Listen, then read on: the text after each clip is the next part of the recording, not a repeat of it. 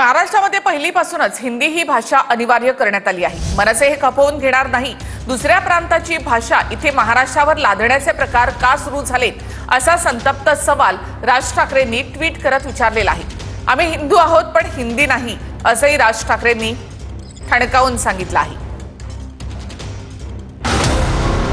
राज्यशालेय अभ्यासक्रम आराखडा 2024 नुसार महाराष्ट्रामध्ये पहिलीपासूनच हिंदी ही भाषा अनिवार्य करण्यात आली। मी स्वच्छ शब्दामध्ये सांगतो की ही सक्ती महाराष्ट्र नवनिर्माण सेना खपवून घेणार नाही। सध्या जे सर्वत्र हिंदीकरण करण्याचे प्रयत्न सुरू आहेत ते महाराष्ट्रामध्ये आम्ही यशस्वी होऊ देणार नाही। हिंदी ही देशाची आणि इतर भाषांसारखी एक राज्यभाषा आहे। ती महाराष्ट्रामध्ये का म्हणून पहिलीपासून शिकायची। तुमचा त्रिभाषेचं सूत्र जे काही आहे ते सरकारी व्यवहारांपुरताच मर्यादित ठेवा, त्याला शिक्षणापर्यंत आणू नका। आताच ही दुसऱ्या प्रांताची भाषा इथे महाराष्ट्रावर लादण्याचे प्रकार का सुरू झाले। भाषावार प्रांत रचनेच्या तत्वालाच हरताळ फासला जात आहे। प्रत्येक भाषा ही सुंदरच असते आणि तिच्या जडण्या घडण्याच्या मागे एक दीर्घ इतिहास असतो, परंपरा असते।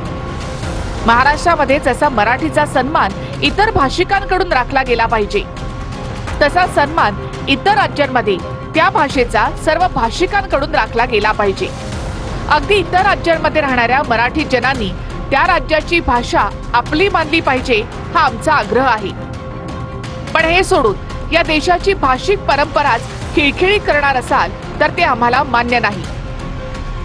आम्ही हिंदू आहोत पण हिंदी नाही आहोत। महाराष्ट्रावर हिंदीकरणाचा मुलामा द्यायचा प्रयत्न कराल तर महाराष्ट्रामध्ये संघर्ष अटळ आहे।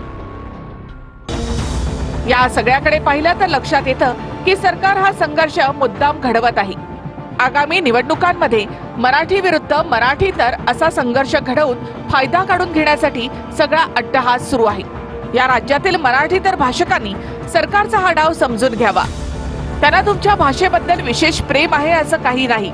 त्यांना तुमची माथी भडकवून स्वतःची राजकीय पोळी भाजून घ्यायची आहे।